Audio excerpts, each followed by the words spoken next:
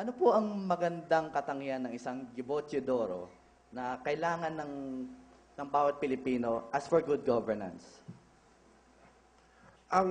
Siguro, ang katangian ay very realistic ako and very unflinching sa korupsyon. No?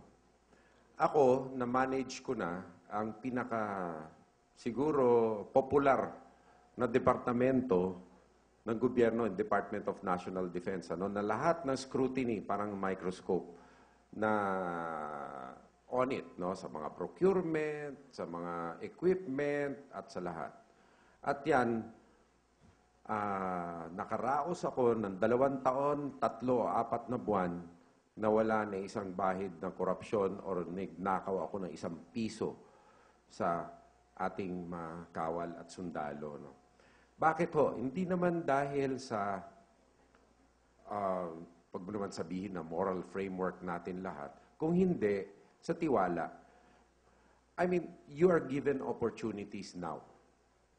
Opportunities probably not given to anybody.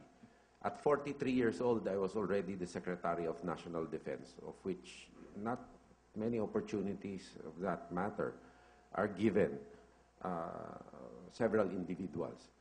Matagal na rin ho ako sa politika, and I've experienced defeat in the sense na down kami politically, naging opposition ako, naging administrasyon.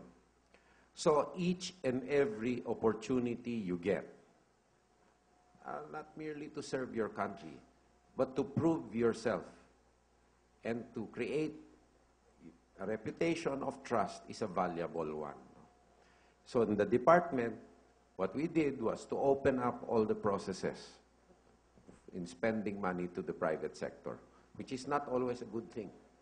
Because corruption can come from the private sector too, not only in the public sector. You really have to be very wary about how you approach these things. But our watchdogs were the watchdogs nominated by the Bishops' Businessmen's Conference and the Makati Business Club, who are really popularly known to be on the other side of the political fence. And any time they saw something wrong, whether a negotiated transaction or a bidded transaction, they could squawk out and I would stop it immediately. And I have done so several times. With the result that sometimes ako pa nadedemanda, but that's part of the equation.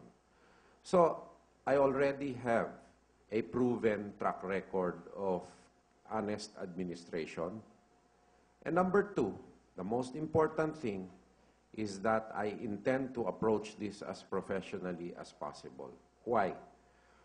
If I win, I will be leaving in, after 6 years, so that's 2016.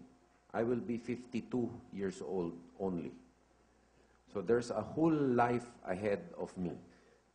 There are a lot of things that I want to do and I still will do. This is my last stint in public service because I want to get out while I still can do other things that I still need to do.